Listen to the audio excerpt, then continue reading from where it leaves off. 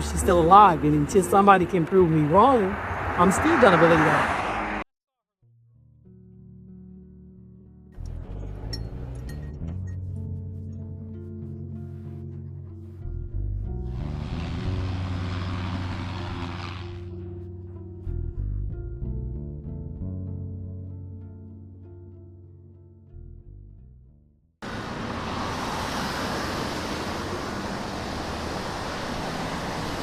Well, she is the type of child that would give you the shirt off her back. She never wanted anybody mad at her for anything.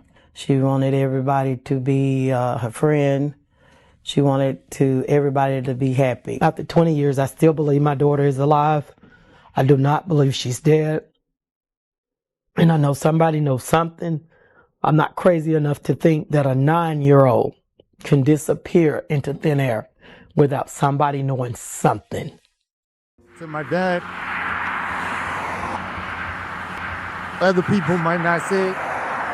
I'm going to apologize to you for what you had to endure for these 25 years of them saying that you had something to do with my sister's disappearance. I know the love you have for her, and I know the love you have for me and my mama, and I don't care what nobody said. I know you had nothing to do with this, and I stand on that. Just doing a grid on it, trying to spread out and cover every area around.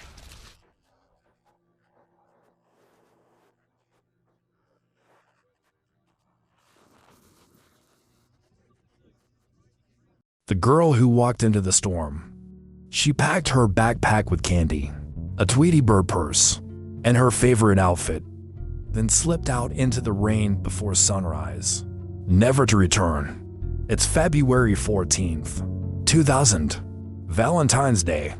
While most children in Shelby, North Carolina, are waking up to heart-shaped cards and chocolate treats, one family is waking up to silence. Deafening silence. Asha Degree steps into her daughter's bedroom at 6:30 a.m., ready to wake 9-year-old Asha for school. But the bed is empty. The covers are neatly folded back. The room, undisturbed. No signs of struggle. No signs of panic. Just gone. Asha Degree, a 4th grade honor student, shy and sweet, terrified of dogs and the dark, had vanished in the middle of a stormy night.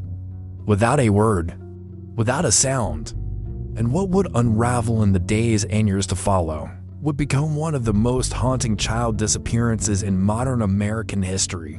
Asha Degree was no ordinary child. She was the kind of kid who colored inside the lines, who clutched her church Bible so tightly you'd think it was stitched into her hands. She was obedient to the point of self-censorship, afraid of disappointing her teachers, her parents, or even herself. Her mother called her old-fashioned. Her father, Harold, described her as a rule follower. She wasn't the type to rebel. She wasn't the type to run away. But something changed on the night of February 13th. That day had started innocently. Church in the morning, a quick stop at a relative's house, and then basketball practice for both Asha and her older brother O'Brien. Asha was still shaken from a recent game where she had fouled out and felt like she let her team down, but her parents reassured her it was just a game. By nightfall, the children were tucked in side by side, O'Brien on the top bunk, Asha on the bottom. Their father Harold came home late from work, checked on them around 2:30 a.m. Both were asleep. Nothing seemed off. But at some point, between 2:30 and 6:30 in the morning, Asha left. In the pouring rain, with no umbrella, in pitch black darkness, on foot. And soon, strangers would begin coming forward with a story that made no sense. Sightings of a small girl, walking alone along Highway 18, just south of Shelby, wearing a long-sleeved white t-shirt and light-colored pants. It was 4 a.m. The weather was brutal, visibility almost zero, and yet, there she was. A motorist saw her walking near the roadside, clutching something close to her chest. Moments later, a trucker pulled over, thinking the child was in distress. But as he approached her, she ran into the woods, vanishing into the tree line like a phantom. That was the last confirmed sighting of Asha Degree, and it defied all logic. Why would a 9-year-old, terrified of storms, sneak out of a safe home into the dark wilderness alone? Her family was devastated, but even more than that, they were confused. She would never do that, Akila repeated to the officers over and over. She was scared of the dark. She would never go outside at night, especially not in a storm. But there were no signs of forced entry. No open windows, no footprints, nothing to suggest she had been taken. It looked as if she had simply left willingly. 9-year-old black female missing. You travel this way?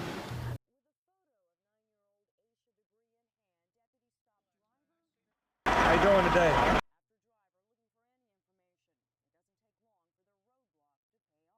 I seen her about this time yesterday morning, just below this road that cuts off right back here. Has anybody talked to you? I called her. The media descended on the small North Carolina town, and hundreds of volunteers joined the search effort. Bloodhounds tracked a scent, weak but present, along Highway 18. Helicopters scanned the woods. Flyers went up. People knocked door to door. And then, a breakthrough. 3 days after Asha disappeared, searchers found a single item in a nearby shed. A pencil, later confirmed to be hers, lying near an abandoned structure along the route she was last seen. It was as if she had stopped there. Maybe to hide, maybe to rest. But then, nothing. No more traces. No more clues. Just silence.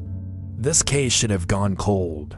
Should have been another tragic file collecting dust in a small town police station. But one discovery, made over a year later, would rip open the mystery and open a door into a darker, more chilling theory of what might have happened that night.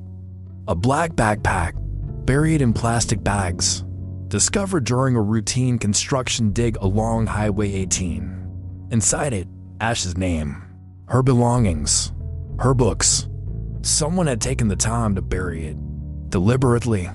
And suddenly, the theory that Asha had run away began to feel dangerously incomplete. Because if she had wandered off on her own, who buried the bag? And why? The candy clue and the secret drawer. It wasn't like her to keep secrets. But when we opened the drawer, we found things that didn't belong to her or anyone else in the house. Asha Degree. The discovery of Asha Degree's backpack in August 2001, more than 18 months after her disappearance, didn't solve the mystery. It deepened it. It had been carefully wrapped into black plastic trash bags, then buried at the edge of a construction site in Burke County, nearly 30 miles north of where Asha was last seen. Inside, authorities found a few of her school books, some of her clothing, and most chillingly, a Tweety Bird purse and a copy of Dr. Seuss's McLigott's Pool, a book checked out from Asha's school library. It wasn't what was inside the bag that scared investigators the most. It was the fact that it had been buried.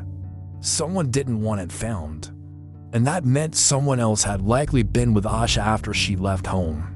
Let's rewind, just a little. In the first days following her disappearance, the Degree home became a command center. Detectives and FBI agents scoured the place for any sign, any hint of why a 9-year-old girl would slip out unnoticed. And then they opened one of Asha's drawers. Inside was a small stash, candy wrappers, little toys, trinkets that her parents didn't recognize, and a photo of an unknown little girl, smiling, sitting on a couch, staring directly at the camera. This was no ordinary family snapshot. No one in the Degree family knew who the girl was. She wasn't a classmate, a cousin, or even a friend of a friend. To this day, that girl has never been identified. The candy wrappers were even more disturbing. Asha's family didn't allow much junk food in the house, and her mother was careful about what the children ate. So where did these come from? And more importantly, who gave them to her? Was someone grooming her, someone who convinced her to leave. Akilah began to think back to little things that didn't seem strange at the time. Asha had started having vivid nightmares just weeks before she vanished. She'd wake up crying, sometimes incoherent, and though she calmed down quickly, it was unlike her. She'd also become unusually protective of her school bag, never letting it out of her sight. And then there was the fact that, a week before her disappearance, she had been absent from school for a full day, the only time that entire year.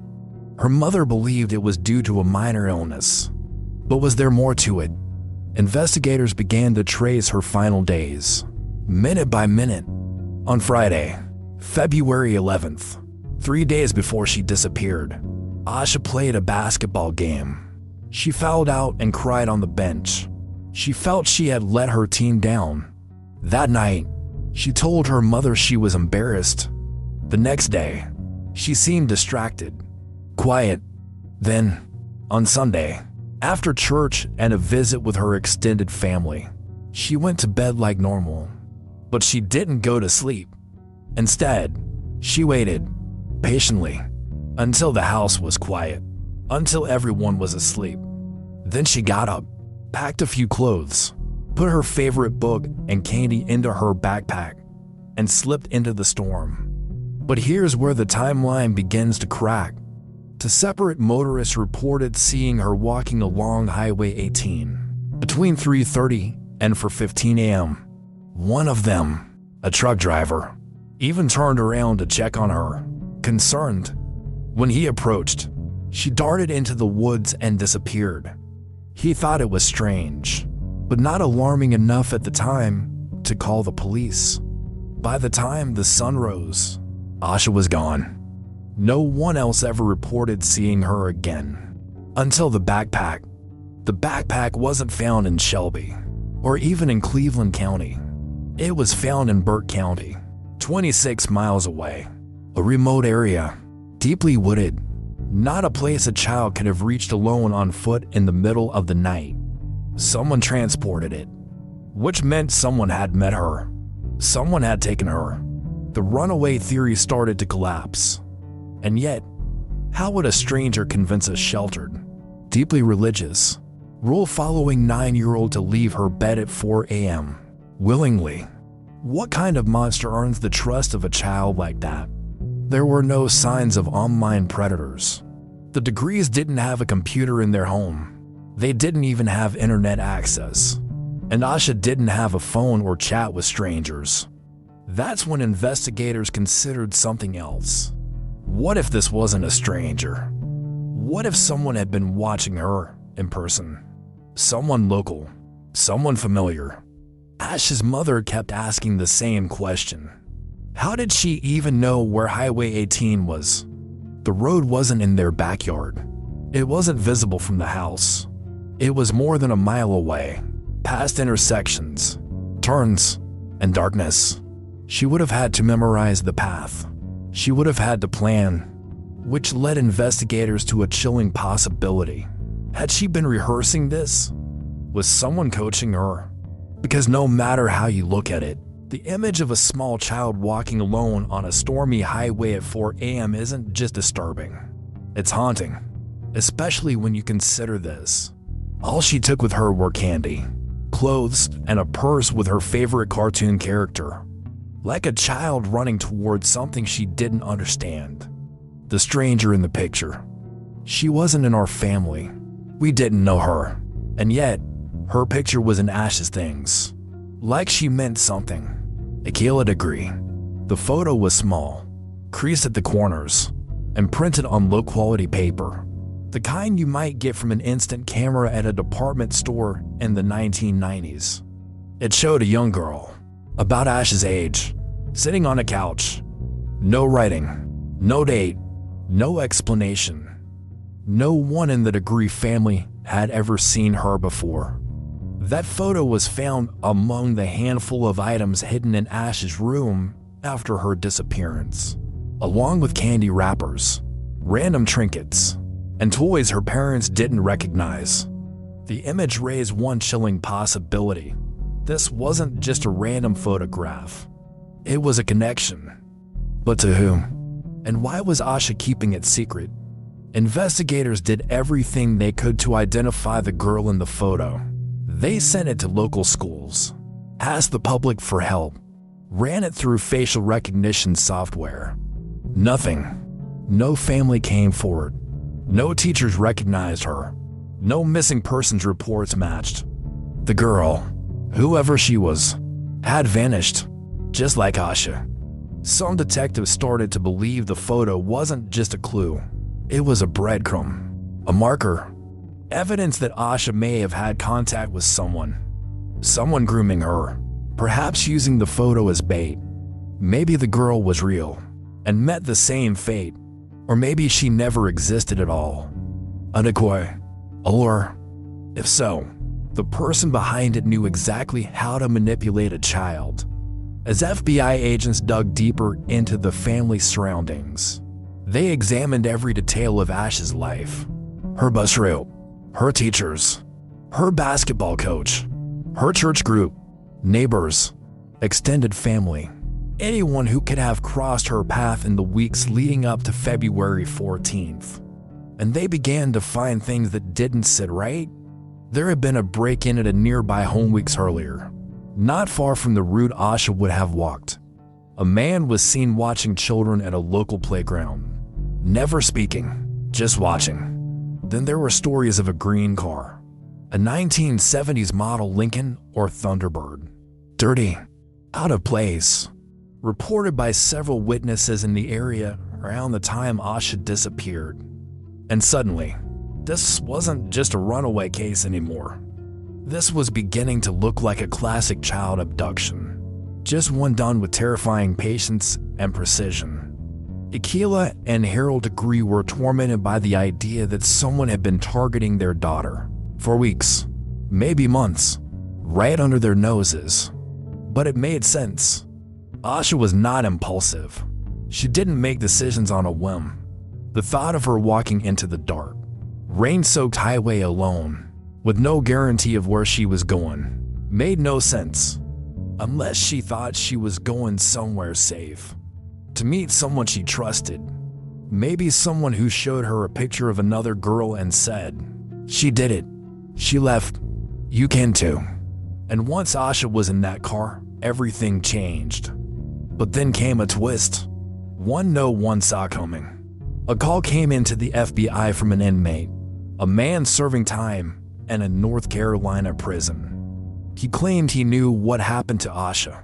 He gave details about a woman who picked her up at night, a man who had buried the backpack, a location, a name. It seemed promising. But just like that, the lead collapsed. He recanted, said he made it up. And yet, some of the details he gave had never been made public. So was he lying? Or had he said too much? One detective described the case like this. It's like walking into a room where someone has just left. The air is still warm. The chair is still rocking. But they're already gone? And they have taken everything with them. Each clue was like that. So close. Almost something. But never enough. The photograph. The backpack. The car. The inmate's story. Nothing ever led to a resolution. And yet the sense remained. This was no coincidence. No accident. This was calculated. And that realization changed the energy around the case. It no longer felt like a tragedy.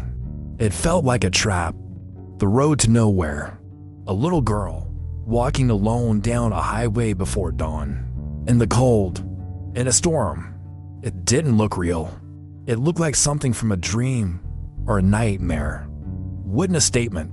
Highway 18 cuts through the rural hills of North Carolina like a forgotten scar.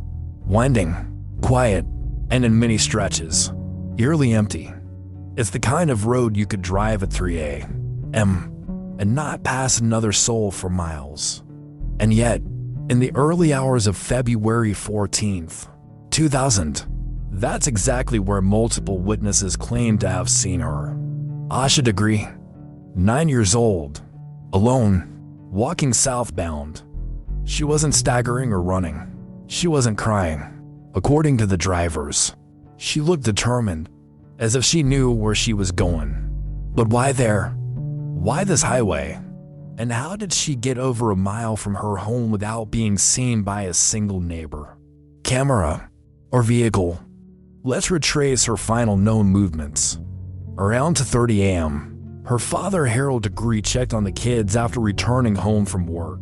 Both Asha and her brother O'Brien were sound asleep in their shared room. Nothing out of place.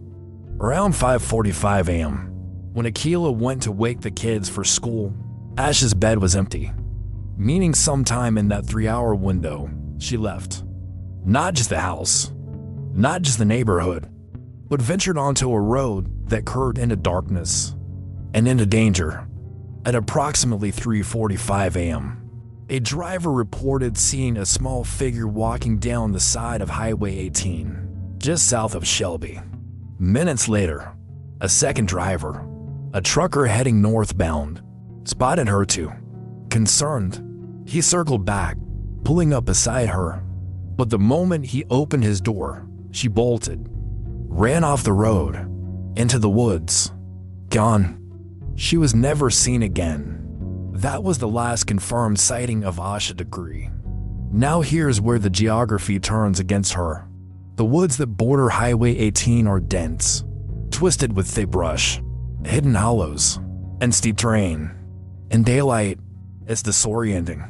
In the dead of night, in a thunderstorm, it's a maze, a trap. And Asha was terrified of the dark. She wouldn't even go into her own backyard alone after sunset. Her family said she screamed at the sight of dogs. So what on earth was she doing out there? Unless she wasn't alone when she ran into those woods. Unless someone had been waiting for her. And when that trucker stopped, maybe it wasn't Asha running from help. Maybe she was being forced to run. The location of her buried backpack added another layer of mystery. It was found 26 miles away. Not on Highway 18 at all, but in Burke County, near Morganton, in the opposite direction. A construction crew unearthed it by accident in August 2001. During road work, it was buried under plastic, like someone had gone to great lengths to hide it. Not discard it, but preserve it. That raised a terrifying implication. Asha had either gotten into a vehicle willingly or been abducted, and someone had taken her on a different path entirely, far from Shelby, far from the road where she was last seen. The fact that the backpack was intact, not torn, not weather-worn, suggested it hadn't been in the ground long, which begged the question, was Asha still alive when it was buried? This was no ordinary runaway. Runaways leave notes. They take food, money, a plan. Asha took candy, a few clothes, a copy of Mac Liggett's poll. She didn't tell her brother. She didn't alert a friend. She just disappeared. It wasn't just strange. It was unnatural. Like someone had gotten into her mind, created a story only she believed. And when that fantasy ended, it ended in the woods. The FBI would later reanalyze the route Asha likely took from her home to Highway 18. It was complex. At least to turns. No sidewalks. Patches of pitch-black road between streetlights. And yet, she navigated it. No hesitation. No reported stumbling. No confusion. As if someone had walked her through it before. As if this wasn't her first time down that path. But it would be her last. Buried secrets. It was wrapped so tight, like someone didn't just want to hide it. They wanted to preserve it. Construction worker who found Asha's backpack. August 3rd, 2001. A road construction crew in Burke County, North Carolina, is working along Highway 18 near the small town of Morganton. A backhoe digs into the clay-heavy soil, turning up rocks and roots. And then, something strange. To tightly knotted black plastic trash bags. Inside, a backpack. Small, child-sized. The crew leader doesn't think much of it. until one of the workers unzips it, revealing a tangle of books, clothing, and a name written in the inside flap. Asha Degree. It had been 18 months since she vanished. The location sent a shiver through law enforcement. This wasn't near where she was last seen. It wasn't even in the same county. It was 30 miles away, on the opposite side of where Asha was believed to have been heading. Someone had driven there. Someone had buried it. And that someone had just made a mistake. The backpack was immediately sent to the FBI for forensic testing. They treated it like a crime scene, carefully preserving every fiber, fingerprint, and scent. Inside was Asha's Tweety Bird purse, a pair of her socks, some of her school books, a pencil, her copy of McElligot's Pool, still intact, but two items stood out. First, a t-shirt, not her size, not one her family recognized. Second, a marker with someone else's name scribbled faintly on the side, a name not connected to the Degree family. These details were never publicly released, but FBI agents have since confirmed at least one item in the backpack did not belong to Asha. So what does that mean? Either Asha borrowed it from someone, or someone else packed it. Someone who had control over her after she disappeared. Someone who wanted the world to find just enough. There's a haunting aspect to how the bag was buried. It wasn't tossed out of a window. It wasn't dumped in a river or burned. It was preserved, wrapped carefully, hidden, protected from the elements, almost like a shrine or a trophy. This changed the entire tone of the investigation. Until that moment, the theory was heartbreakingly simple. Asha left home voluntarily. Something went wrong. Maybe an accident. Maybe she got lost. But the backpack, the way it was buried, shattered that idea. This wasn't random. This wasn't nature. This was deliberate. In the FBI's behavioral profile, one term kept coming up: stage disposal. It's a tactic sometimes used by abductors who don't just want to erase evidence. They want to manipulate the timeline. By burying the bag far from the abduction site, the perpetrator may have hoped to send police in the wrong direction. Or worse, they were reliving it, returning to the scene, digging the bag up, touching the items. A ritual. Some of the most chilling abduction cases in American history. Sean Hornbeck, J.C. Dugard, even Elizabeth Smart, involved perpetrators who kept trophies, items that reminded them of control. Was that what this was? Or was it a message? A breadcrumb left on purpose. Back in Shelby, the discovery hit the Degree family like a second funeral. But one detail in the FBI briefing stuck with them. When asked if there was any trace of Asha's DNA on the items, the agent paused. Then he said, "Some, not all," which meant someone else had handled those things. In 2020, to decades after Asha's disappearance, a new witness came forward. He said that on the morning of February 14th, 2000, the exact morning Asha went missing, he saw a girl matching her description getting into the back seat of a dark green car on the side of Highway 18. It matched previous reports. And it wasn't just any car. It was a 1970s model Lincoln Mark IV or Thunderbird. Faded paint, distinctive long body. Several locals had seen that same vehicle circling the neighborhood days earlier. But by the time the tip came in, 20 years had passed. Leads had grown cold. And the car, like its driver, had vanished. Patterns in the dark. It was like Asha had fallen through a crack in the world. And she wasn't the first. Former FBI profiler. As investigators chased dead ends and worn-out leads, something unsettling began to surface. Quietly. At first, they started to notice patterns. Not just in Asha's disappearance, but in other cases. Similar cases. All within a few hundred miles. All involving children. All involving black children. And all but forgotten. Because what if Asha wasn't a singular tragedy? What if she was one of many? Go back to 1998, just 2 years before Asha vanished. Jamisha Gilbert, 10 years old, disappeared from her home in Virginia under equally bizarre circumstances. She was later found dead, her case ruled accidental. But to this day, her family disagrees. They say she was terrified of strangers, never would have left home alone. In 1995, in South Carolina, 8-year-old Shikimia Pate went missing while waiting for a parade. Broad daylight, vanished without a trace.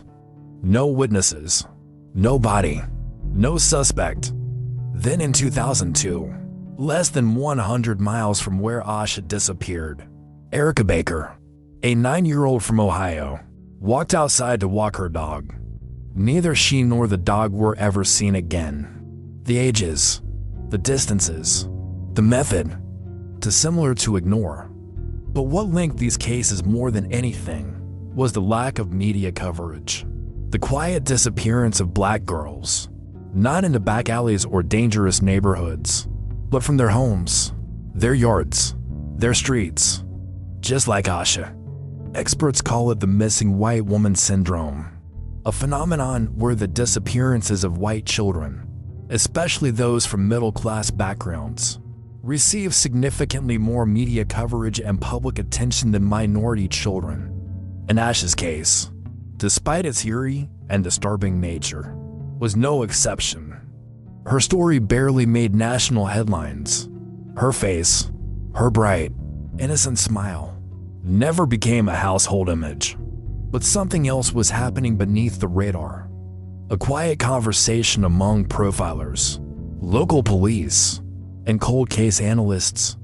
A theory forming, like a bruise under the skin. There may have been a predator, a serial one, operating under the cover of anonymity. Quiet, patient, selective. Someone who didn't need chaos. They needed control. Former FBI profiler Jim Clemente reviewed the case in 2016. His take was chilling. This wasn't a crime of opportunity. This was planned. She was targeted. Someone had access. Someone tested the waters. And when the moment was right, they struck. He pointed to the behavioral patterns, the grooming signs, the secret candy and unknown photo, the precise, near-perfect timing of the disappearance. During a thunderstorm, when streets were empty and sounds were masked, and the most haunting aspect, the geographic displacement. Asha's backpack wasn't tossed away. It was transported across counties and buried with care. That's not panic. That's experience. One name surfaced briefly in whispers. A man who had been questioned in a separate child abduction years earlier, known to drive a dark Lincoln-style car. But by the time the dots were connected, he had moved and then vanished. Some believe he was never formally charged because the connection was too loose. Others believe he wasn't working alone. A theory began to take root that was even more disturbing. A network, not a ring, not a conspiracy, but a loose web. People who understood each other's secrets, who shared methods, who found one another in the shadows of chat rooms, back pages, and highways. And if that's true, then Asha wasn't just taken. She was recruited, pulled into something she couldn't begin to understand. Asha Degree, now over 2 decades into her daughter's disappearance, refuses to give up. She said in interviews, "I don't believe she's dead. I've never believed it. Someone knows something, and someone is still out there." She keeps her daughter's room untouched, as if one day Asha might walk back through the door. But in her eyes, you can see the truth she doesn't want to say out loud.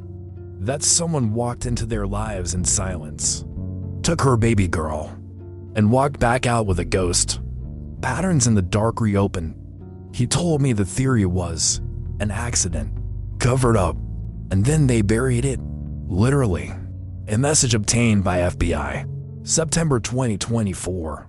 For 24 years, the disappearance of Asha Degree remained a cold case. a national mystery, a whisper in the dark. But in 2024, that silence cracked.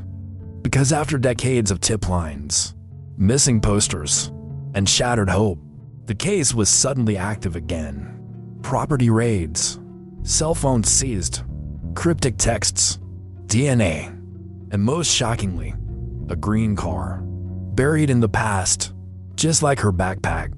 It began with a whisper in September 2024. A search warrant executed quietly at a home off Cherryville Road, not far from where Asha was last seen. But this time, they weren't just knocking doors. They brought in the FBI's evidence response team, crime scene vans, forensic dogs, and when they opened that garage, under a dusty tarp, they found a car, a 1960 Ford Green AMC Rambler. Old, faded, long abandoned, and it matched almost perfectly the car described by eyewitnesses on Highway 18, seen the night Asha vanished. For 20 years, police searched for a green Thunderbird or Lincoln Mark IV, but no one thought to ask about the Rambler, a forgotten make, a family heirloom. It had been right there, tucked away, just like the secrets. The car belonged to the Dedman family, longtime locals, well known in the community. Not criminals, not recluses, just ordinary, invisible in their normalcy. But then investigators started digging into their digital footprints, literally and figuratively. Text messages recovered from an iCloud backup painted a chilling picture. One in particular, sent by Lizzie Foster, daughter of Roy Dedman, sent agents into a frenzy. The theory is I did it. Accident. Covered it up. That message was dated September 12th, 2024, a full 24 years after Asha disappeared, and she had recently failed a polygraph test. Meanwhile, FBI agents were quietly collecting DNA from every object they could. The seized car, items from the backpack, garage debris. One match hit the system, Annalie Dedman Ramirez, Roy's other daughter, and another, Russell Underhill, a known associate with a disturbing record and unexplained connections to rural properties, once owned by the Dedmans. The bag, the car, the digital trail, all pointed to a hidden truth. Asha Degree didn't just vanish. She was taken, and then hidden in plain sight. The dead car and the buried lie. That car isn't just old, it's a time capsule. And inside it, we found history clawing its way back. FBI Forensic Tech, 2025. They rolled the green AMC Rambler out under tarps, under floodlights. It had been sitting dormant for over 2 decades. Dust-caked windows, rotting upholstery, and a smell that only comes from something long forgotten or deliberately hidden. Agents knew this car wasn't just an artifact. It was a crime scene. And as they opened it, piece by piece, the story of what may have happened to Asha Degree began whispering back. Behind the passenger side panel, forensic techs discovered what they described as organic trace material, later confirmed to be human hair. It was fine, curly, dark. Preliminary mitochondrial DNA tests couldn't rule out Asha Degree. But what really stopped the room cold was what they found under the back seat. A small child's sock, tattered, moldy, but still bearing faint cartoon prints. Investigators sent it to Quantico. The results came back with 2 hits. 1. Fiber matches to the socks found in Ash's buried backpack. 2. Partial DNA match, consistent with Ash's maternal line.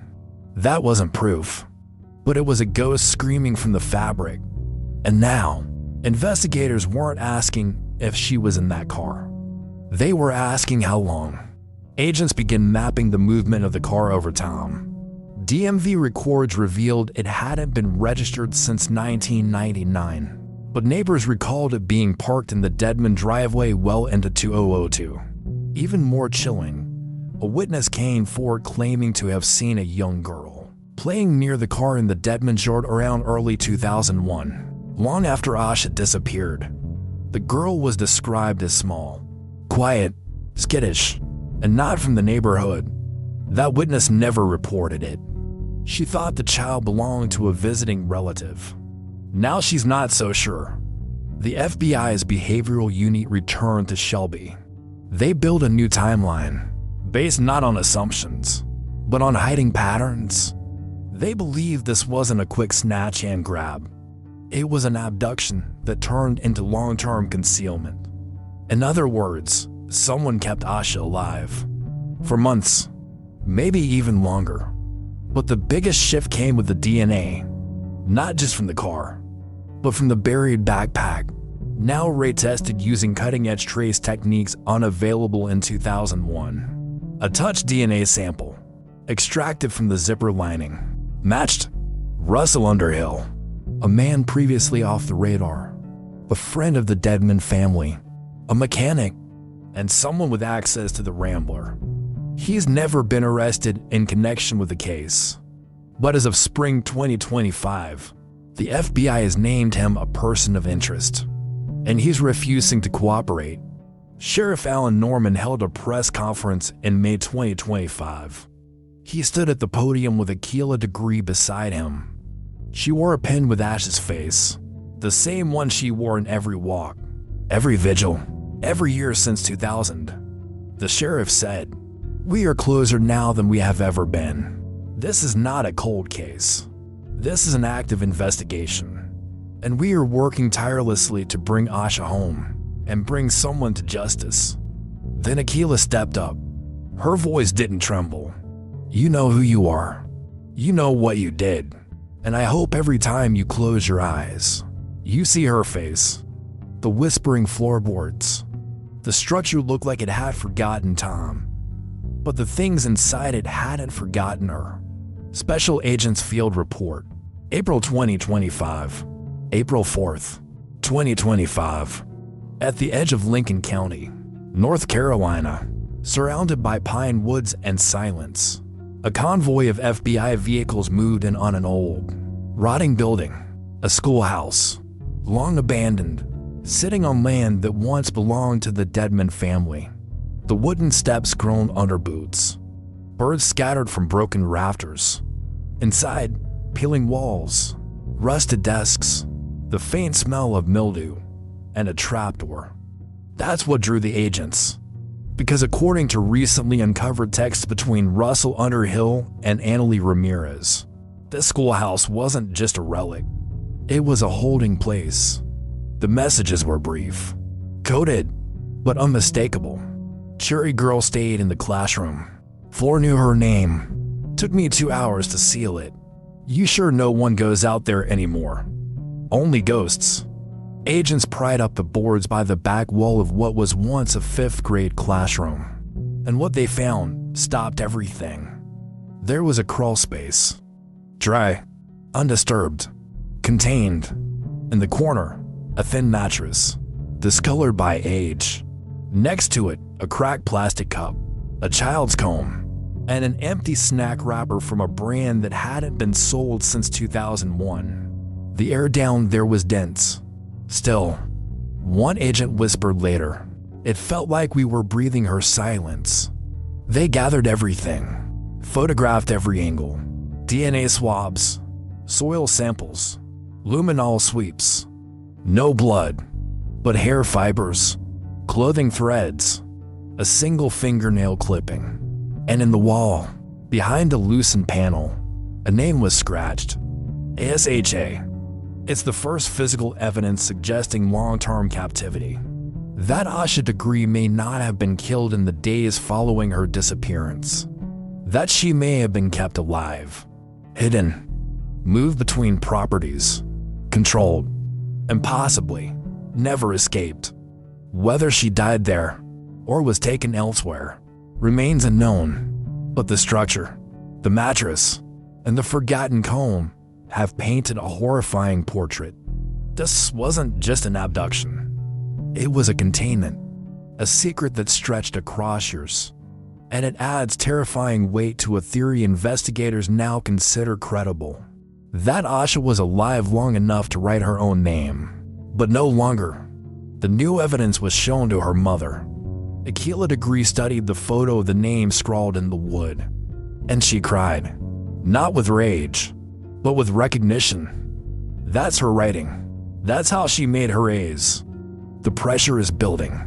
Russell Underhill has gone silent. His lawyer has denied all involvement.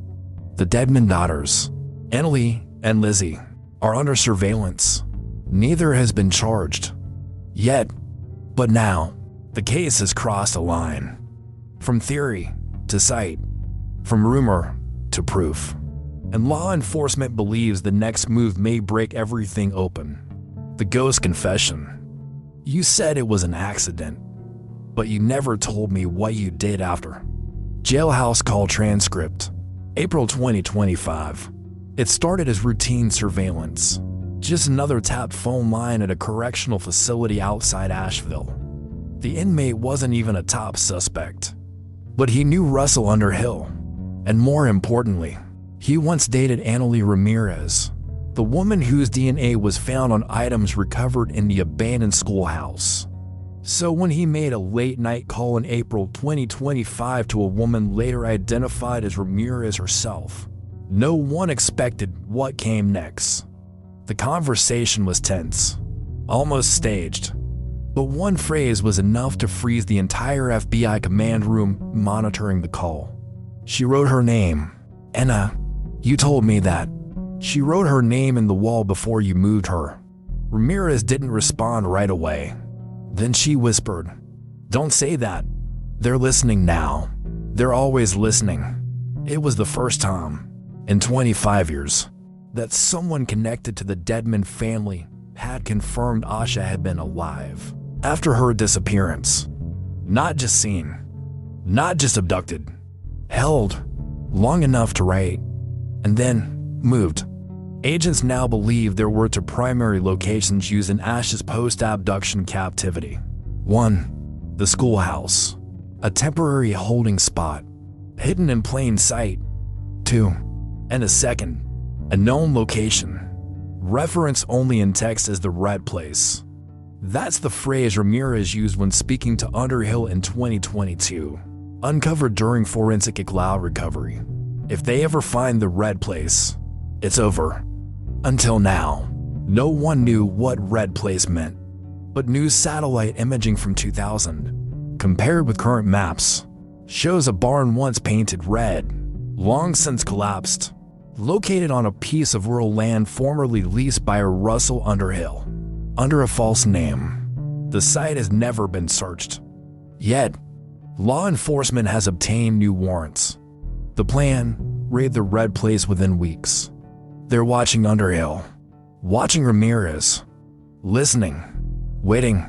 But there's a growing sense among investigators and among the Degree family that time is running out, because Ramirez may be ready to talk, and the jailhouse call may have been a breadcrumb, or a warning, or a confession. On May 17th, 2025, Sheriff Alan Norman met privately with Harold and Asha Degree.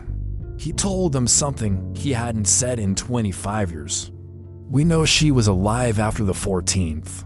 We just don't know for how long. He paused, and we're going to find where she spent her final days. The Red Place. It wasn't just a hiding spot. It was a grave built out of silence. FBI crime scene lead. May 2025. The property was quiet, just outside Morganton, North Carolina. Remote, overgrown, unreachable by standard patrol vehicles. Locals called it cursed land, a place where trees grew sideways and birds didn't sing. But to the FBI, it had a name: the Red Place.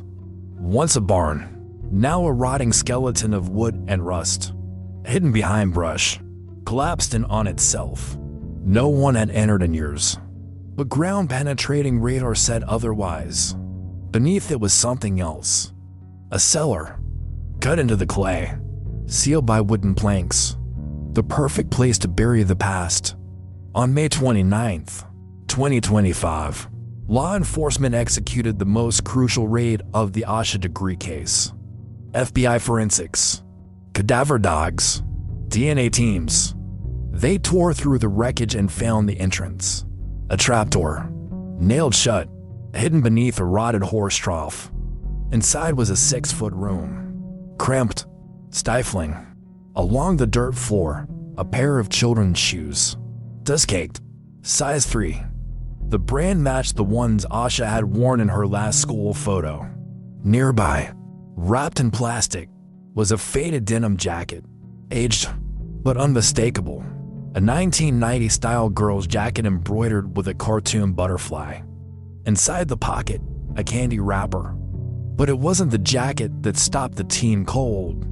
It was what was etched into the wall. Faint, scratched in panic, but legible. I want to go home. And beneath it, I'm sorry, Mommy. They found partial remains in the far corner of the cellar. A fragment of a femur, bits of cloth, baby teeth, still nestled in gum line, all carefully wrapped in plastic sheeting. The coroner's early report was restrained, but one line said everything. We are 90% confident these remains are human, female, and consistent in age and size with Asha Degree. A full DNA comparison is underway, but no one is waiting for confirmation, because they already know. Authorities arrested Russell Underhill on June 2nd, 2025. Obstruction, concealment of human remains, tampering with evidence. They're building toward more. A grand jury is forming. Annalie Ramirez remains under sealed investigation. A source close to the case says she's been offered a deal in exchange for testimony. And in the center of it all, Asha Degree. Her story is no longer just a mystery. It's a monument to innocence lost, to evil disguised as ordinary, to a child who walked into a storm and never came back, but who left behind messages scratched in wood, wrapped in silence, buried in hope. On June 10th, 2025, the Degree family held a vigil, not just to mourn, but to reclaim. Akila spoke to the crowd of hundreds. Candles flickered in the wind. My baby never ran away. She was taken. She fought. She waited. And she never stopped trying to come home.